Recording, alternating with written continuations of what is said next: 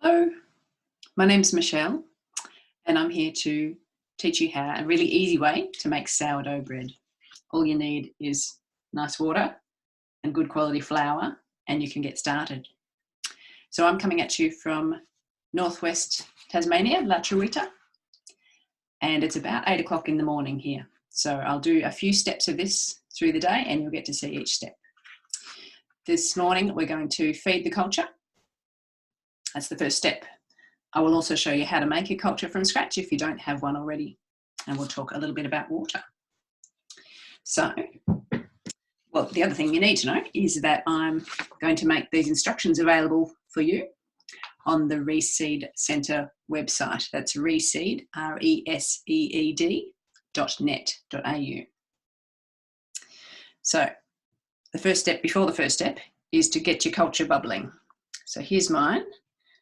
And you can see that it's separated a little bit of water on top, which tells me that I could have put in a bit more flour, but it doesn't really matter. But you can see there's bubbles through it. See little bubbles through the bottom. So you need to get your culture bubbling before you start. If you've got a culture and it doesn't have bubbles through it, give it a little bit of a feed, which means a spoonful of flour, a dash of water, and give it a stir and leave it in room temperature, warmish place. I usually keep mine in the fridge, so I took this out of the fridge last night, gave it a spoonful of flour and a bit of water last night and left it on the bench, and that has been happily bubbling away ever since. So we'll do the first step and then we'll talk about making yourself a culture if you want.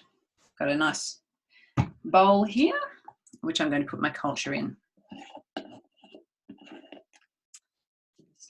How much do I put in? All of it.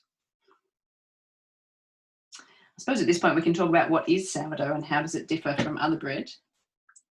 So what I've got in this culture here are some wild bacteria and wild yeast that I caught in my kitchen, and you can catch some in your kitchen too. The bacteria give it the flavour, give it the sourness, and the yeast give it the rise. Now, because I'm catching random yeast from my kitchen, they don't rise as quickly as the commercial yeast that you buy in a packet. But it's a great thing to have variety in your diet, and so having some wild yeast instead of the same variety of yeast all the time in the bread that you buy can be good for your tummy. So I'm going to measure out a bit more than 2 cups of flour. Good quality flour. I have some wholemeal spelt flour from Kindred Organics here. So I would encourage you to get local organic products wherever possible, because you'll be supporting local businesses. Organics tells me that there's no chemical residues in there, and fresh is the other thing that you want with this. Your culture will tell you if your flour is good or not. When I take the opportunity to grind my own flour, the culture just goes off. It loves it. So a bit over 2 cups of flour there. And I will add some water. Now it's a little bit cold this morning, so I'm going to make my water warm. So I've got a little bit of hot water from the kettle here. Body temperature would be fine.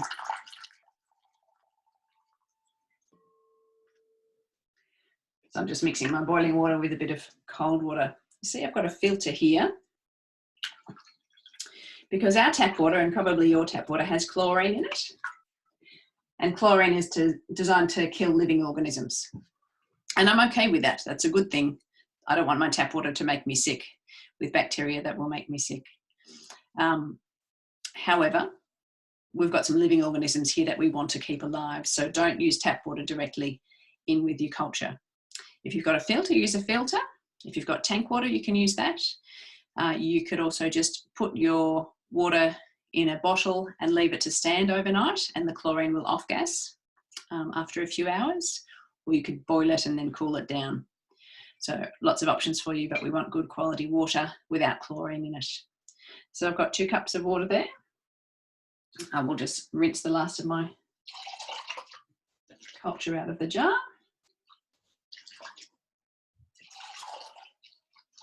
It's funny doing this sitting down. But I suppose this is the best spot in the house to be able to show you what to do. Now you could just stir it with a spoon. At this stage, it's pretty sloppy because we've just got even amounts of water. So I find a whisk can be a useful thing just to break up those bits of flour. I won't show you just yet. I'll tip it out of the bowl. So good quality flour. You're welcome to use wheat. It can be really nice to make a rye sourdough too. They tend to be heavier, but if you've got an awesome bubbly culture, then you can make an awesome rye sourdough.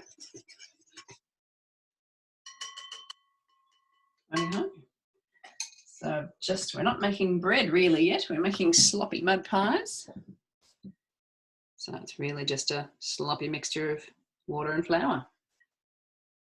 So I'm going to cover that and leave it in a warm place until about lunchtime or early afternoon. So that's all for now.